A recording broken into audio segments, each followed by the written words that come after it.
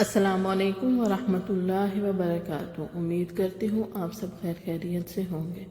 بسم اللہ الرحمن الرحیم۔ سیرت النبی صلی اللہ علیہ وآلہ وسلم۔ عنوان طائف کا محاصرہ۔ ساتھ ہی حضور اکرم صلی اللہ علیہ وآلہ وسلم نے اعلان فرمایا، جس شخص نے کسی مشرک کو قتل کیا اس کے ہتھیار وغیرہ اسی کے ہوں گے۔ حنین کے میدان سے شکست کھا کر بنی حوازن کے کچھ لوگ اوتاس کے مقام پر پہنچ گئے۔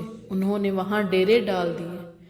حضرت صلی اللہ علیہ وآلہ وسلم نے حضرت ابو عامر اشعری رضی اللہ عنہ کو ایک دستہ دے کر ان کی طرف روانہ فرمایا اور خود اپنے خیمے میں تشریف لے آئے۔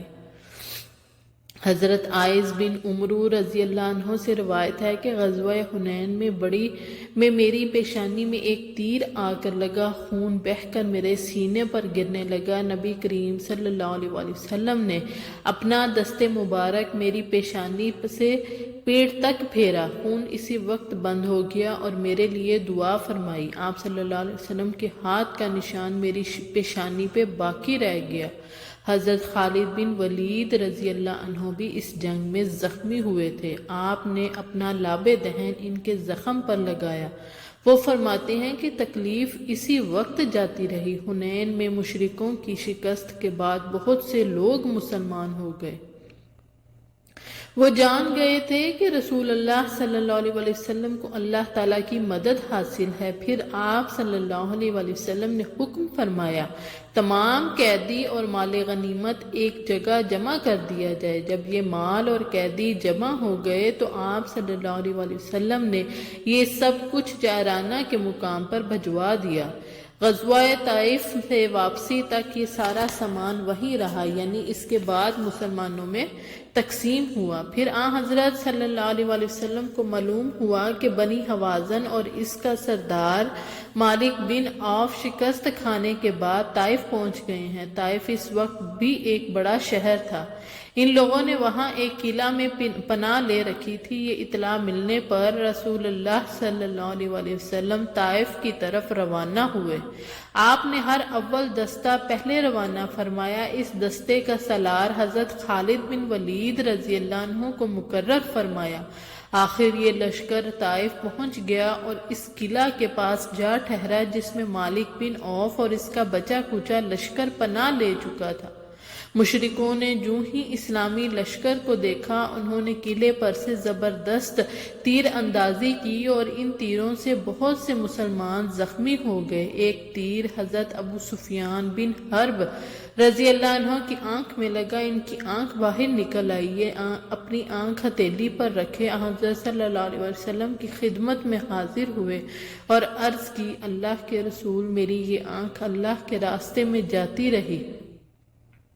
آپ صلی اللہ علیہ وآلہ وسلم نے ارشاد فرمایا، اگر تم چاہو تو میں دعا کروں گا اور تمہاری یہ آنکھ واپس اپنی جگہ پر ٹھیک ہو جائے گی۔ اگر آنکھ نہ چاہو تو پھر بدلے میں جنت ملے گی۔ اس پر انہوں نے فرمایا، مجھے تو جنت ہی عزیز ہے۔ یہ کہا اور آنکھ پھینک دی۔ غزوہ طائف میں جو لوگ تیروں سے زخمی ہوئے تھے، ان میں سے 12 آدمی شہادت پا گئے۔ آخر حضرت صلی اللہ علیہ وآلہ وسلم قلعہ کے پاس سے ہٹ کر اس جگہ آ گئے جہاں اب مسجد طائف ہے۔ قلعہ کا محاصرہ جاری تھا کہ حضرت خالد بن ولید رضی اللہ عنہ لشکر سے آگے نکل کر آگے بڑھے اور پکارے، کوئی ہے جو میرے مقابلے پر آئے؟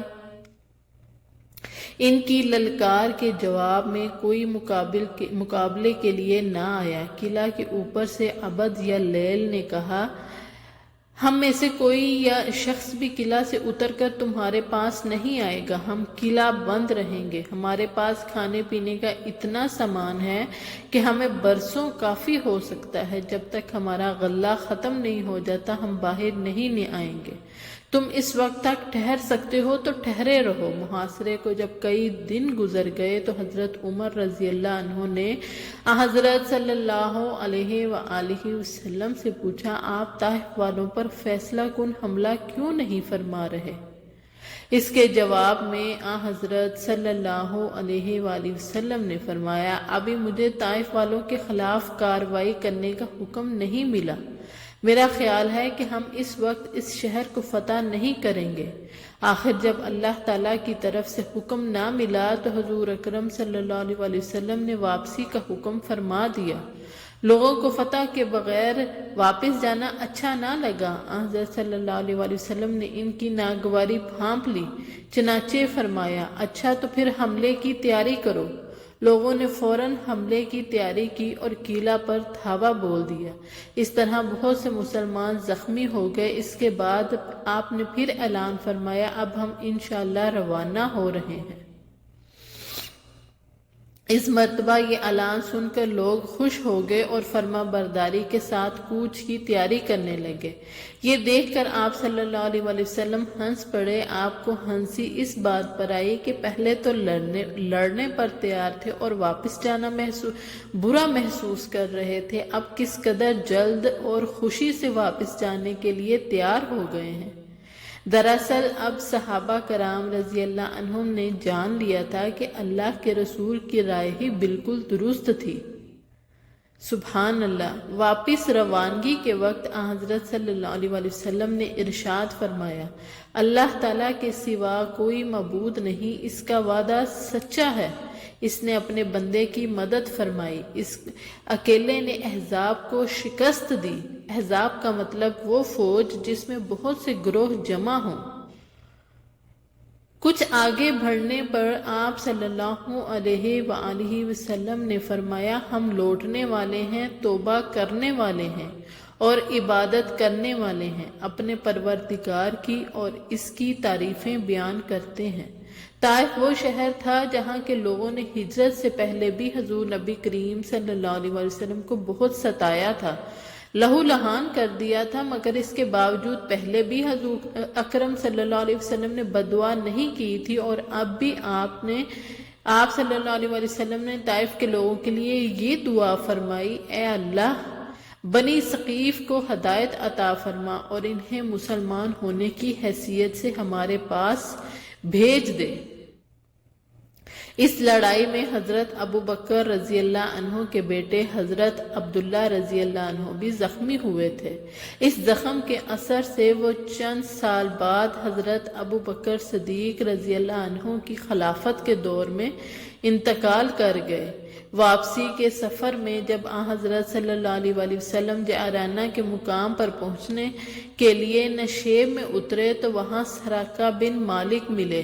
سراقہ وہ شخص ہے جب حضرت صلی اللہ علیہ وسلم نے حضرت ابو بکر رضی اللہ عنہ کے ساتھ مکہ سے مدینہ کی طرف ہجرت کی تو انہوں نے انعام کے لالچ میں آپ صلی اللہ علیہ وسلم کا تعاقب کیا تھا۔ نزدیک پہنچنے پر ان کے گھوڑے پاؤں زمین میں دھنس گئے تھے۔ انہوں نے معافی مانگی تو گھوڑے کے پاؤں نکل آئے۔ یہ پھر قتل کے ارادے سے آگے بڑھے تو پھر گھوڑے کے پاؤں دھنس گئے۔ 3 بار ایسا ہوا۔ آخر انہیں عقل آ گئی اور سچے دل سے معافی مانگی، پھر واپس لوٹ گئے۔ اس وقت یہ مسلمان نہیں ہوئے تھے، لیکن انہوں نے آپ صلی اللہ علیہ وسلم سے کہا تھا، اے محمد میں جانتا ہوں ایک دن ساری دنیا میں آپ کا بول بالا ہونے والا ہے، آپ لوگوں کی جانوں کے مالک ہو، اس لیے مجھے اپنی طرف سے ایک تحریر لکھ دیجئے تاکہ جب آپ کی حکومت کے دور میں آپ کے پاس آؤں تو آپ میرے ساتھ عزت سے پیش آئیں۔ ان کی درخواست پر آپ صلی اللہ علیہ وآلہ وسلم نے حضرت ابو بکر صدیق رضی اللہ عنہ کے یا ان کے غلام عامر بن ابی فہیرہ رضی اللہ عنہ سے تحریر لکھوا کر انہیں دی تھی۔ سراقہ اب حضور اکرم صلی اللہ علیہ وسلم سے ملاقات کے لیے آئے ہی تھے اور جعرانہ کے مقام پر یہ ملاقات ہو گئی۔ اسی مقام پر مسلمان غزوہ حنین کا مال غنیمت منتقل کر چکے تھے۔ سراقہ بن مالک اس وقت یہ پکار رہے تھے، میں سراقہ بن مالک ہوں اور میرے پاس اللہ کے رسول صلی اللہ علیہ وسلم کی تحریر موجود ہے۔ ان کے الفاظ سن کر حضرت صلی اللہ علیہ وسلم نے ارشاد فرمایا، آج وفا، محبت اور وعدے کا دن ہے، اسے میرے قریب لے آؤ۔ صحابہ کرام نے سراقہ کو حضرت صلی اللہ علیہ وسلم کے قریب لا کھڑا کیا۔ آپ ان سے بہت مہربانی سے پیش آئے۔ پھر آپ صلی اللہ علیہ وسلم نے حنین کے مال غنیمت کا حساب لگوایا اور اس کو مسلمانوں میں تقسیم فرمایا۔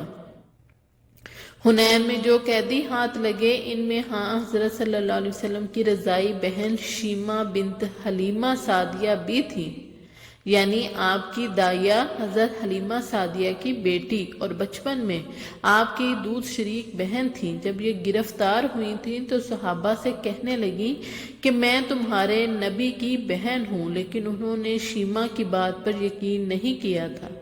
آخر انصار کی ایک جماعت انہیں حضرت صلی اللہ علیہ وسلم کی خدمت میں لے آئی۔ جب شیمہ سامنے آئی تو بولی، اے محمد میں آپ کی بہن ہوں۔ حضرت صلی اللہ علیہ وآلہ وسلم نے ان سے پوچھا، اس بات کا کیا ثبوت ہے؟